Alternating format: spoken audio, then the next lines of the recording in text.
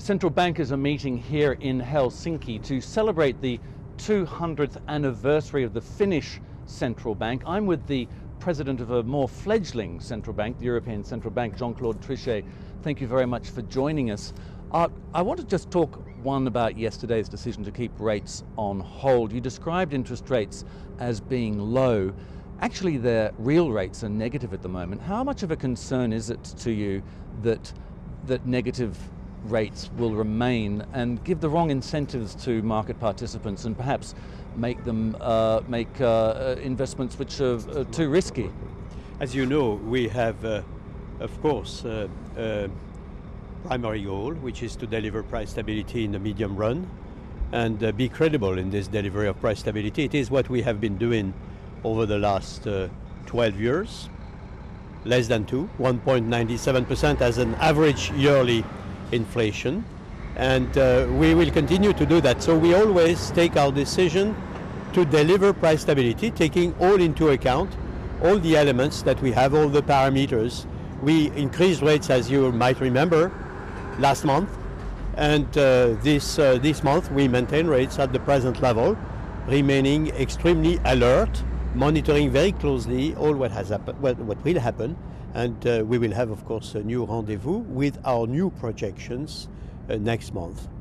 Well, you left rates, as you said, on hold yesterday, indicated that you won't increase again next month. When the projections come out, are you concerned, or is the reason for that because you're concerned about establishing a pattern of rate increases? Again, we, as you know, we are never pre-committed, and we always do what is necessary in the judgment of the Governing Council. We are living in a world which is very demanding, and where we might have new information, new data, new events that would come. So we have to remain, again, faithful to our mandate. Everybody knows that we are taking the decisions that are necessary to deliver price stability.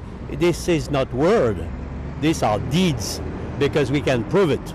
And you know, we are a very simple and transparent central bank. We said at the very beginning of the euro, price stability is less than 2, close to 2. 12 years afterwards, we were at less than 2, close to 2. Words at the beginning, deeds all along this period of 12 years. And it is what we continue to do. Mr. Trichet, yesterday you also expressed concern that inflation risks are on the upside. We saw a sizable drop in the oil price overnight. What would it take for your concerns about inflation risks on the upside to be alleviated? Well, again, I never myself comment on markets evolution on an hour-to-hour or 24 hours basis. We have to have a sense of what's going on in a little bit more, with a little bit more time, of course. Of course, all what goes in the direction of a lower price of oil and commodity is good to take from the inflation standpoint, because it diminishes, of course, the risk of the second round effects that are our main concern. And it also is important because it is better for the consolidation of the recovery, in particular in the advanced economy. So that's good to take. But again, I don't comment on evolution overnight. In Washington, you talked about how the self-sustained recovery in the Eurozone is increasing. Can you elaborate on that? Do you still stand by it, and do you still consider it will evolve in Europe? We again have to remain very prudent. This is no time for complacency.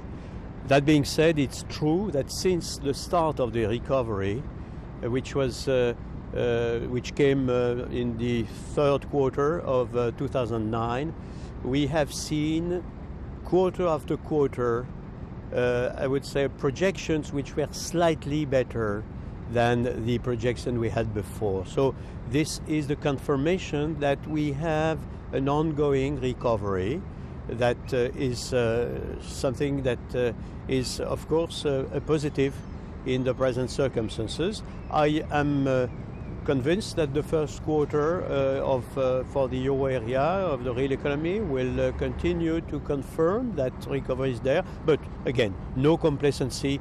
It depends very much on us. I mean the European If we continue to engage in the structural reforms that are overdue, we will elevate our growth potential and we will have more growth and more job creation. And we're seeing some more signs that consumer is actually taking part in this recovery.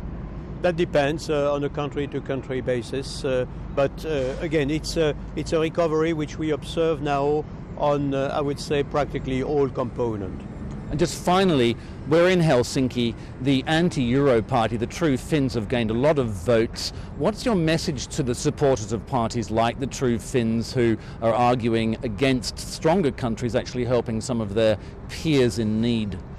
I would say the reasons the Europeans have had to unite, and you know that it is an endeavor, a formidable, very inspiring endeavor which started after World War II. All the reasons which existed at the time in terms of creating a single market with a single currency, paving the way for growth, prosperity, job creation, all this is there even more now, because at the time we were only looking at the US. It was the only, I would say, big single market that was the model for the European. Now we have the US, we have China, we have India, we have all the emerging world which is creating new entities that are extremely active, prosperous, and we have to be up to these challenges. The global challenges are there. The unity of the European is more important than ever. That's absolutely clear. Mr. Jean-Claude Trichet, thank you very much. I'm David Tweed in Helsinki for Bloomberg.